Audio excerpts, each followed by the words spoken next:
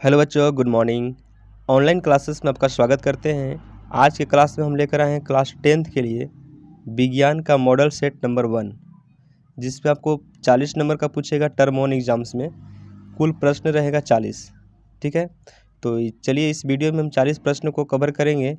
1 से 40 प्रश्नों को सही से देखेंगे। जो भी डाउट होगा कमेंट बॉक्स में कमेंट कीजिएगा। चलिए बच्चों, स्टार्ट करते हैं। पहला प्रश्न है, दाढ़ी बनाने में किस प्रकार के दर्पण का उपयोग किया जाता है?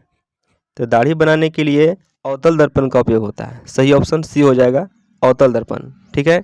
दूसरा प्रश्न है कि गोलीय दर्पण में फोकस दूरी और वक्रता त्रिज्या के बीच क्या संबंध है? जैसे कोई भी गोलीय दर्पण है, चाहे अवतल हो या उत्तल हो, तो यहाँ से मान लीजिए कि यहाँ पर अगर एफ है, यहाँ पर एफ है और यहाँ पर सी है, तो इसके बीच की दूरी को हम क्या बोलेंगे? आर बोलते हैं। और इसके बीच की दूरी को क्या बोलते हैं? एफ बोलते हैं, फोकस दूरी। तो ये जो होता है, ये फोकस दूरी जो है, ये आर क्या है? फोकस दूरी से आर जो है दुगना होती है। तो इसका मतलब एफ जो है आर का आधा होगा। एफ जो है आर का क्या होगा? हाफ होगा। तो फार्मूला हो जाएगा F equal to R by 2। तो यहाँ से सही ऑप्शन हो जाएगा आपका F equal to R by 2। B option सही हो जाएगा। ठीक है। चलिए तीसरा प्रश्न है, प्रकाश के अपवर्तन की क्रिया में कौन सी भौतिक राशि अपरिवर्तित रहती है? तो प्रकाश के जब अपवर्तन होता है, तो प्रकाश का अपवर्तन क्या है? एक माध्यम से दूसरे माध्यम में जब जाता है, ठीक है, जब प्रकाश एक माध्यम से दूसरे माध्यम में जाता है तो इसका वेग बदल जाता है। ठीक है, वेग बदलता है और इसका तरंगदैर्घ्य भी बदल जाता है, लेकिन इसका फ्रीक्वेंसी जो है वो नहीं बदलता है, आवृत्ति नहीं बदलता है। तो इसका सही ऑप्शन हो जाएगा आपका ए, आवृत्ति अपरिवर्तित रहती है। चौथा प्रश्न है, अवतल दर्पण से परावर्तन के बाद, अवतल दर्पण से परावर्तन के बाद किरण किस बिंदु से होकर जाती है या किस बिंदु से होकर गुजरती है? ठीक है, तो यहाँ से देखिएगा, अवतल दर्पण मान लीजिए कि अवतल दर्पण है, ठीक है, और यहाँ से अगर इससे कोई भी अगर किरण आती है, ऐसे अपवर्तन होता है, तो यहाँ से हमेशा जो गुजरती है, यहाँ पर एफ होता है, मुख्य फोकस से होकर गुजरती है। ठीक है, तो यहाँ से इसका सही ऑप्शन कौन हो जाएगा? तो इसका सही ऑप्शन हो जाएगा आपका बी, परावर्तन के बाद मुख्य फोकस से होकर गुजरती है।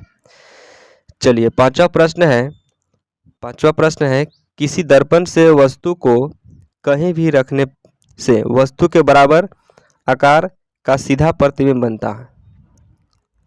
ये कौन सा दर्पण होगा? तो दर्पण कौन सा होगा जिससे वस्तु के बराबर आकार का और सीधा प्रतिबिंब बनता है? तो यहाँ पर क्या बोल रहा है कि यदि बराबर और सीधा बोल दिया तो इसमें कौन सा होगा? समतल दर्पण होगा। ठीक, और यहाँ पर सिर्फ सीधा बोलता, सीधा प्रतिबिंब, तो यहाँ पर समतल और उत्तल दोनों हो जाता। ठीक है, तो यहाँ पर कौन सा ऑप्शन सही हो जाएगा? सी, समतल दर्पण जो है उसमें वस्तु के बराबर और सीधा प्रतिबिंब बनाता है। ठीक है बच्चों, इसके बाद चलिए अगला प्रश्न चलते हैं। छठा प्रश्न है, प्रकाश के अपवर्तन के कितने नियम हैं? तो प्रकाश के अपवर्तन के 2 नियम होता है। प्रकाश के अपवर्तन के कितना नियम है? तो 2 नियम। ठीक है, इसके बाद 7वां प्रश्न है, किसी गोलीय दर्पण की वक्रता त्रिज्या 50 सेंटीमीटर है, तो उसके फोकस क्या होगा? आर दिया है 50 सेंटीमीटर। अभी हम बताएं इसके पहले कि एफ जो होता है आर का आधा होता है। ठीक है, तो 50/2 हो जाएगा, तो कितना मिलेगा? 25। तो इसका सही ऑप्शन कौन हो जाएगा? तब का हो जाएगा सी ऑप्शन सही हो जाएगा। ठीक है, चलिए इसके बाद देखते हैं नेक्स्ट प्रश्न। इसके बाद देखिएगा 8वां प्रश्न क्या बोल रहा है। 8वां प्रश्न कह रहा है कि 1 मीटर फोकस दूरी वाले उत्तल लेंस की क्षमता क्या होगा? 1 मीटर फोकस दूरी वाले उत्तल लेंस की क्षमता पूछ रहा है। तो फार्मूला क्या होता है एफ पी निकालने के लिए, क्षमता निकालने के लिए 1/f। ठीक है, 1/f, और ये किसके लिए होता है? मीटर के लिए। ठीक है, तो 1 मीटर दिया है, तो 1/f का वैल्यू कितना? 1 मीटर है, तो 1/1 इक्वल टू कितना हो जाएगा? 1 हो जाएगा। और 1 जो होगा प्लस में होगा कि माइनस में होगा? ये क्या है? उत्तल लेंस है, तो उत्तल लेंस का जो फोकस दूरी होता है प्लस में होती है, इसलिए इसका क्षमता भी क्या होगा? प्लस में 1 डायोप्टर होगा। तो सही ऑप्शन हो जाएगा बी। ठीक है, चलिए इसके बाद देखिएगा अगला प्रश्न क्या है।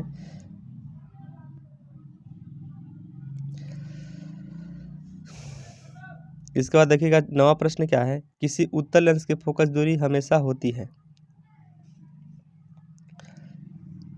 इसके बाद नवा प्रश्न देखिएगा, किसी उत्तल लेंस की फोकस दूरी हमेशा क्या होती है। तो उत्तल लेंस की फोकस दूरी हमेशा प्लस होती है, पॉजिटिव होती है, ठीक है। और अवतल लेंस की फोकस दूरी माइनस होती है। चलिए 10वां प्रश्न है, प्रकाश का वेग न्यूनतम होती है। मतलब प्रकाश का वेग जो होता है सबसे कम किस में होता है। तो सबसे कम होता है जल में, ठीक है। और सबसे अधिक किस में होता है, तो निर्वात में, ठीक है। चलिए 11 प्रश्न है। चलिए इसके बाद देखिएगा 11 प्रश्न क्या कह रहा है। 11 बोल रहा है कि 4 डायोप्टर क्षमता वाले, पावर दिया है जिसको डायोप्टर उसका मात्रक होता है 4 दिया है, ठीक है। अवतल लेंस की फोकस दूरी क्या होगा, अवतल लेंस का फोकस दूरी क्या होगा। तो यहाँ से फोकस दूरी निकालना है एफ। और जैसा कि आप देख पा रहे हैं ऑप्शन में जो भी है वो सेंटीमीटर में दिया है। तो सेंटीमीटर में निकालने के लिए एफ इक्वल टू क्या होता है, 100/p करेंगे, 100/p करेंगे, सेंटीमीटर में रहेगा तो p का वैल्यू कितना है, 4 है। तो 4 लिख सकते हैं, कटेगा कितना बार में, 25 बार में। तो यहाँ हो जाएगा 25 सेंटीमीटर, सही ऑप्शन हो जाएगा बी, ठीक है। 12 प्रश्न देखिएगा, किसी उत्तल लेंस का फोकसांतर 50 सेंटीमीटर दिया है। फोकस एफ का वैल्यू दिया है 50 सेंटीमीटर। उसकी क्षमता पूछ रहा है कितना होगा। तो क्षमता को हम पी से लिखते हैं। तो पी इक्वल टू होता है 1/f। जब सेंटीमीटर में दिया रहेगा तो ऊपर में 100/f करते हैं। तो f का वैल्यू कितना है, 50 है। कटेगा कितना बार में, 2 बार में। तो 2 डायोप्टर तो आएगा, लेकिन लेंस कौन सा है, उत्तल लेंस है। जब उत्तल लेंस है तो इसका क्षमता माइनस में आएगा 2 डायोप्टर, ठीक है। तो सी ऑप्शन से हो जाएगा। 13 प्रश्न है, प्रकाश का वेग सर्वाधिक होगा। प्रकाश का वेग सबसे अधिक किस में होगा। तो प्रकाश का वेग सबसे अधिक निर्वात में होता है। किस में होता है, तो निर्वात में। इसके बाद देखिएगा अगला प्रश्न 14 है, दिए गए प्रक्रमों में कौन सा ऊष्माक्षेपी है। तो ऊष्माक्षेपी जो होता है वो श्वसन में होता है, क्योंकि श्वसन में क्या होता है, ऊष्मा मुक्त होती है। तो जब ऊष्मा मुक्त होता है उसको बोलते हैं ऊष्माक्षेपी, और जब इसमें ऊष्मा लेता है तो उसको बोलते हैं ऊष्माशोषी। 15 देखिएगा, चिप्स के पैकेट विकृत गंधिता से बचने के लिए या बचाने के लिए कौन सी गैस डाली जाती है। तो चिप्स के पैकेट में या कोई भी कुरकुरे है तो उसके पैकेट में विकृत गंधिता का मतलब जो खराब होता है उसको बचाने के लिए नाइट्रोजन का उपयोग करते हैं। किस गैस का, तो नाइट्रोजन गैस का, ठीक है। 16 प्रश्न है, जंग लगना किस प्रकार की अभिक्रिया है। जब जंग लगता है तो उसमें क्या होता है कि जो धातु होते हैं वो क्या होते हैं, वायु के संपर्क में आ जाते हैं। तो उसमें वायु का संयोग हो रहा है, उसको बोलते हैं संयोजन अभिक्रिया, ठीक है। इसके बाद देखिएगा 17 प्रश्न क्या है। 17 प्रश्न में आपको पूछ रहा है कि दिए गए अभिक्रिया में किस पदार्थ का उपचयन हो रहा है। किस पदार्थ का उपचयन हो रहा है, उपचयन का मतलब होता है जिसमें ऑक्सीजन का योग होता है। तो इसमें किस में ऑक्सीजन का योग हो रहा है, तो इसमें CO में, कार्बन डाइऑक्साइड में क्या हो रहा है, ऑक्सीजन का योग हो रहा है। तो हो जाएगा सही ऑप्शन आपका डी, ठीक है। इसके बाद देखिएगा 18 प्रश्न क्या है। 18 प्रश्न बोल रहा है कि इसमें बैलेंस चेक करना है कि कौन सा समीकरण जो है संतुलित है, ठीक है। तो यहाँ पर देखिएगा पहला क्या है कि कैल्शियम, तो कैल्शियम इधर कितना है, तो 1 है। इधर कैल्शियम कितना है, 1 है। कैल्शियम बैलेंस है। ऑक्सीजन देखिएगा, ऑक्सीजन यहाँ पर 2 है, क्योंकि यहाँ पर क्या है, 2 लगा हुआ है। तो 2 इधर ऑक्सीजन है और 2 यहाँ पर है, कितना हो गया, 4। इधर कितना है, इधर देखिएगा 3 यहाँ पर और 1 यहाँ पर, कितना हो गया, 4। तो ऑक्सीजन भी क्या है, बैलेंस है। इसके बाद हाइड्रोजन देखेंगे, हाइड्रोजन यहाँ 2 है, ये हाइड्रोजन कितना है, 2 है। तो हाइड्रोजन भी क्या है, बैलेंस है। अब कार्बन यहाँ पर देखिए 1 है, यहाँ भी कार्बन क्या है, 1 है। तो इसका मतलब कि पहला ऑप्शन जो है सही है, ये बैलेंस है आपका समीकरण, ठीक है। अब चाहे तो दूसरा मिला सकते हैं, क्योंकि पहला ऑप्शन तो सही हो गया। अभी बच्चे कर सकते हैं। यहाँ पर हाइड्रोजन 2 है, यहाँ पर हाइड्रोजन कितना है, 4 है, ये अनबैलेंस है। यहाँ पर एल्युमिनियम 4 है, यहाँ एल्युमिनियम कितना है, 2 है, ये भी क्या है, अनबैलेंस है। यहाँ पर कॉपर 2 है, यहाँ पर कॉपर 1 है, ये भी क्या है, अनबैलेंस है। तो इसमें सही ऑप्शन चुनना था जो संतुलित था, ठीक है। 19 प्रश्न देखिएगा, दिए गए चित्र में कौन सी अभिक्रिया हो रही है। चित्र नहीं है, यहाँ पर एक समीकरण दिया है। तो इस रासायनिक समीकरण में किस प्रकार का अभिक्रिया हो रही है पहचान बताना है। तो देखिएगा यहाँ पर ये क्या है, पीबी, लेड बोलते हैं पीबी को। अब देखिए क्या है, लेड है, यहाँ पर क्या है, कॉपर क्लोराइड है। अब यहाँ पर क्या हुआ कि लेड क्लोराइड बनाया, कॉपर विस्थापित हो गया। जहाँ पे कॉपर था वहाँ पे कौन आ गया, लेड आ गया। अब कॉपर को यहाँ से हटा दिया। यहाँ पर क्या हुआ कि अधिक क्रियाशील धातु लेड जो है कम क्रियाशील धातु कॉपर को विस्थापित कर दिया। इसको बोलते हैं विस्थापन अभिक्रिया। ठीक है, तो सही ऑप्शन डी हो जाएगा।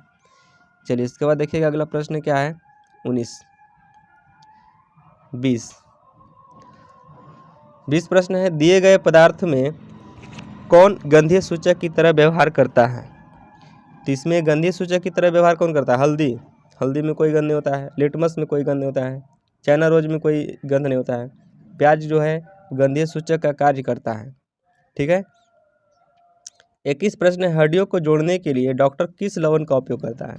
तो हड्डी को जोड़ने के लिए प्लास्टर ऑफ पेरिस का उपयोग करता है, जिसका सूत्र होता है CaSO4 H2O, कैल्शियम सल्फेट अर्ध हाइड्रेट। ठीक है। 22 प्रश्न है, विरंजक चूर्ण का सूत्र क्या होता है। विरंजक चूर्ण का सूत्र क्या होता है, जिसको बोलते हैं कैल्शियम ऑक्सीक्लोराइड। कैल्शियम ऑक्सीक्लोराइड, जिसको हम बोलते हैं ब्लीचिंग पाउडर भी। ठीक है, तो सही ऑप्शन होगा CaOCl2, सी ऑप्शन से हो जाएगा। चलिए इसके बाद देखिएगा अगला प्रश्न क्या है, 23 प्रश्न है, इस चित्र में कौन सी अभिक्रिया हो रही है। तो इस चित्र को ध्यान से देखिएगा, तो चित्र में क्या हो रहा है कि यहाँ पर एक कैथोड है। यहाँ पर देखिएगा क्या हो रहा है, यहाँ पर एक कैथोड है और ये एनोड है, और इसके अंदर क्या भरा हुआ है, जल भरा हुआ है। और इसमें क्या हो रहा है कि बैटरी से सप्लाई दिया जा रहा है। ठीक है, तो इसमें बैटरी से जैसे सप्लाई जाएगा तो जल का जो अणु है वो दो भाग में टूट जाएगा, हाइड्रोजन और ऑक्सीजन में।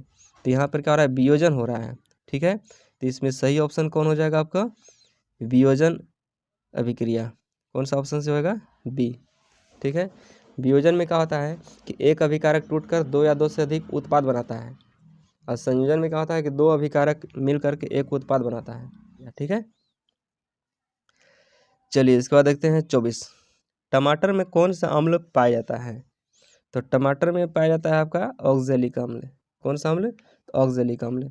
चलिए इसके बाद देखिएगा 25 प्रश्न। देखिए 25 प्रश्न क्या बोला है, तनुकरण प्रक्रिया में होती है। तो तनुकरण प्रक्रिया में क्या होती है, हाइड्रोजन की सांद्रता में वृद्धि, कि OH- की सांद्रता में वृद्धि, कि H+ON सांद्रता आयन की सांद्रता में कमी, या H3OH+ की सांद्रता में वृद्धि। तनुकरण का मतलब क्या है कि तनुकरण का मतलब है कि किसी विलयन में अम्ल की मात्रा कम होना चाहिए और जल की मात्रा अधिक होना चाहिए, चाहे वो तनु अम्ल हो, और यदि क्षार हो तो उसमें क्या होना चाहिए, क्षार की मात्रा कम होना चाहिए और पानी की मात्रा क्या होना चाहिए, अधिक होना चाहिए। उसको बोलते हैं तनुकरण। ठीक है, इसमें आपका हाइड्रोजन और हाइड्रोक्साइड आयन की सांद्रता में क्या होना चाहिए, कमी होना चाहिए। तो सी ऑप्शन से हो जाएगा। चलिए इसके बाद देखते हैं 26 प्रश्न क्या बोल रहा है कि निम्नलिखित में कौन प्रकाशीय वियोजन का उदाहरण है। तो प्रकाशीय वियोजन, जब प्रकाशीय अभिक्रिया होता है तो उसमें AgBr जो है सिल्वर ब्रोमाइड, वो सिल्वर और ब्रोमीन में अलग अलग विघटित हो जाता है। ठीक है, चलिए इसके बाद 27 प्रश्न देखिएगा, अमीबा अपने किस अंग से भोजन ग्रहण करता है। तो अमीबा अपने कुटपाद अंग से भोजन ग्रहण करता है। कुटपाद अंग से क्या करता है, भोजन को ग्रहण करता है। 28 प्रश्न है, पाचन प्रक्रिया में वसा का इम्लसीकरण कौन करता है। तो पाचन प्रक्रिया में वसा का इम्लसीकरण कौन करता है, तो पाचन प्रक्रिया में वसा का इम्लसीकरण करेगा पीत। ठीक है, 29 प्रश्न है, निम्नलिखित में किस जीव में स्वपोषी पोषण होता है। तो स्वपोषी पोषण जो होता है बच्चों, वो होता है पेड़ पौधों में। ठीक है, पेड़ पौधे क्या करता है कि अपना भोजन स्वयं बनाते हैं, स्वयं अपना पोषण करते हैं। तो अमरबेल नहीं होता है, कवक भी नहीं होगा, अमीबा भी नहीं होगा, कौन होगा, आम, क्योंकि आम क्या है, पेड़ है, पौधा है। ठीक है, चलिए इसके बाद देखिएगा 30 प्रश्न क्या बोल रहा है। 30 प्रश्न है कि मानव हृदय में कितने कोष्ठ होते हैं। तो मानव हृदय में टोटल 4 कोष्ठ होते हैं, जिसमें नीलय और आलिंद होते हैं, 2 नीलय और 2 आलिंद, कुल मिलाकर 4 कोष्ठ होते हैं। ठीक है, इसके बाद देखिएगा 31 प्रश्न, श्वसन वर्णक किसे कहते हैं? तो श्वसन वर्णक बोलते हैं जिसमें प्रकाश जो है, जिसमें पेड़ पौधे जो होते हैं खाना बनाते समय उपयोग लेते हैं, जिसको बोलते हैं क्लोरोफिल। और क्लोरोफिल कहाँ होता है? तो पेड़ पौधे के हरे पत्तियों में पाई जाती है। 32 प्रश्न है, उत्सर्जन तंत्र की क्रियात्मक इकाई क्या है? तो उत्सर्जन तंत्र की क्रियात्मक इकाई होता है ब्रिकाणु। क्या होता है? तो ब्रिकाणु। ठीक है, इसका सही ऑप्शन हो जाएगा सी। इसके बाद देखिएगा अगला प्रश्न क्या है, 33 प्रश्न बोलता है वृक्क की क्रियाशीलता कम होने पर, वृक्क की क्रियाशीलता कम होने पर रक्त को शरीर से बाहर निकालकर छानने की प्रक्रिया को क्या कहते हैं? वृक्क का मतलब हुआ इंग्लिश में इसको बोलते हैं किडनी। जब किडनी काम नहीं करता है, जब वो क्रियाशील कम हो जाता है, वो काम करना कम कर देता है, तो उस समय क्या होता है, एक बॉडी का एक डायलिसिस होता है बॉडी के अंदर। ठीक है, डायलिसिस प्रक्रिया क्या है कि ब्लड को शुद्ध किया जाता है, उसको हिंदी में डायलिसिस को बोलते हैं अपवहन विधि। ठीक है, अब इसमें क्या है देखिएगा अगला प्रश्न 34 है, जनन की मूल घटना क्या है? तो जनन की मूल घटना है डीएनए की प्रतिकृति का बनना। डीएनए की प्रतिकृति का बनना ही क्या है, जनन की मूल घटना है। चलिए इसके बाद देखिएगा 35 प्रश्न क्या है, 35 प्रश्न है दिए गए चित्र किस प्रकार के जनन को प्रदर्शित करता है? ये जो दिए गए चित्र है ये बहुखंडन को प्रदर्शित करता है। बहुखंडन का मतलब होता है कि एक टूट करके दो या दो से अधिक जीवों का निर्माण करता है। ठीक है, इसके अंदर देख पा रहे होंगे कि एक ही टाइप का, एक ही प्रकार का बहुत सारा जीव उपस्थित है। इस प्रकार से क्या हुआ, इसका बहुखंडन हुआ। ठीक है, चलिए इसके बाद देखते हैं अगला प्रश्न क्या है 36, नर युग्मक तथा मादा युग्मक के संलयन को क्या कहते हैं? नर युग्मक और मादा युग्मक जब मिलते हैं तो उसके संलयन को बोलते हैं निषेचन। क्या बोलते हैं? निषेचन। ठीक है, इसके बाद देखिएगा आगे प्रश्न क्या है 37 प्रश्न है, लड़कों में यौनावस्था के लक्षणों का नियंत्रण कौन हार्मोन करता है? तो लड़कों में यौनावस्था के लक्षणों का नियंत्रण करता है टेस्टोस्टेरोन। ठीक है, तो लड़कों में कौन सा हार्मोन पाया जाता है? टेस्टोस्टेरोन। और लड़कियों में एस्ट्रोजन। कौन सा हार्मोन्स? Oestrogen, oestrogen. ठीक है, और इसी हार्मोन्स के कारण लड़कों में क्या होता है कि टेस्टोस्टेरोन हार्मोन्स के कारण ही उसमें क्या होता है, यौना आरंभ प्रारंभ होता है, दिखता है लक्षण। ठीक है, जिससे दाढ़ी निकलना, मूछ निकलना, ये सब क्या है, टेस्टोस्टेरोन हार्मोन्स के कारण ही होती है। चलिए 38 प्रश्न है, सौर स्थिरांक का मान क्या होता है? तो सौर स्थिरांक का मान होता है 1.4 किलोवाट प्रति मीटर स्क्वायर, 1.4 किलोवाट प्रति मीटर स्क्वायर। ठीक है, 39 प्रश्न है, जैव गैस का मुख्य घटक क्या है? जैव गैस का मुख्य घटक है मीथेन। ठीक है, जैव गैस का मुख्य घटक क्या है? तो मीथेन है।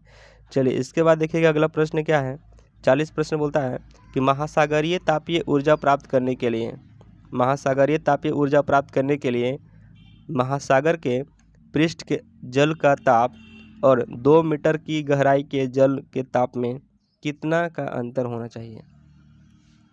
ठीक है, तो यहाँ पर क्या बोल रहा है कि महासागरीय के जो पृष्ठ पर है, ठीक है, पृष्ठ पर जो जल का ताप है और 2 मीटर अंदर गहराई के ताप, दोनों में कितना डिग्री का डिफरेंस होना चाहिए?